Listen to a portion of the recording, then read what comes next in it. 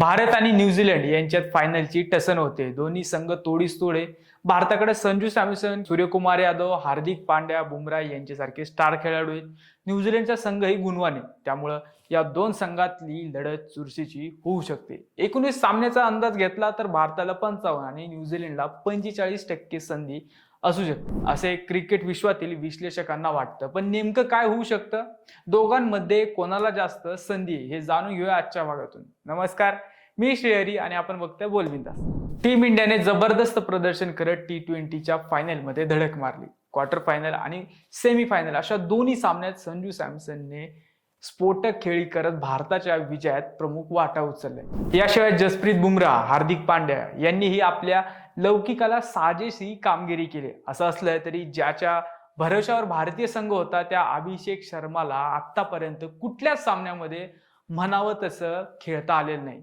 Zimbabwe विरुद्ध त्यानं 55 धावांची खेळी केली. त्यानंतर 0-0-0 15-7 अशाच आकड्यांभोवती तो फिरत राहिलाय. त्यामुळं अभिषेक शर्माचा फॉर्म भारतासाठी टेन्शनची गोष्ट आहे. वर्ल्ड कप पूर्वी क्रिकेटचं मैदान याच अभिषेकनं गाजवलं होतं.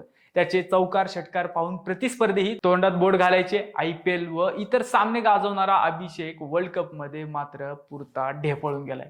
त्यामुळं अभिषेकऐवजी रिंकू सिंग किंवा अन्य कोणाला संधी द्यावी अशी मागणी क्रिकेट प्रेमींकडून होताना दिसते. वरुण चक्रवर्ती हा आउट ऑफ फॉर्म आहे. एरवी फलंदाजांना चकवणारा हा गोलंदाज स्वतःच गांडलाय असं दिसून येते. ईशान किशन बरा खेळतोय. सूर्यकुमारने काही सामन्यात चांगली फलंदाजी केली, पण भारताचा हा सूर्य ही अजून म्हणावा तसा तळपलेला नाही. शिवम दुबे यानं फलंदाजीत उपयुक्तता सिद्ध केली आहे, पण गोलंदाजीत त्यालाही ठसा उमटवता आलेला नाही. अर्शदीप सिंगलाही असे अजून सूर सापडलेले नाही. त्यामुळे भारताची मदार जसप्रीत बुमराह याच्यावरच असेल. त्याचप्रमाणे अक्षर पटेल कडूनही अपेक्षा असतील. एकूणच काय तर संजू सॅमसन, ईशान किशन, सूर्यकुमार यादव, हार्दिक पांड्या, बुमराह यांच्यावर आपल्या आशय.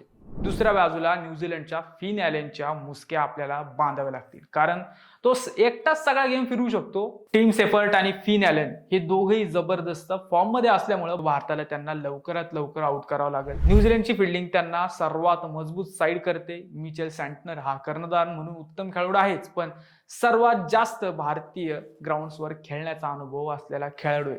ल्युकी फर्ग्युसन हाही त्याच्या सोबतीला असेलच. तसं दोन्ही संघ समतोल आहेत. भारताला जिंकण्यासाठी सर्वात जास्त संधी आहे. मात्र अभिषेक शर्मा, वरुण चक्रवर्ती व फॉर्मातले इतर खेळाडू कसा खेळ करणार यावर बऱ्याच गोष्टी डिपेंड असतील. तुम्हाला काय वाटतं, या फायनलचा धडाका कोण मारणार आणि ट्रॉफी आपल्या नावावर कोण करणार हे कमेंटमध्ये आम्हाला नक्की कळवा.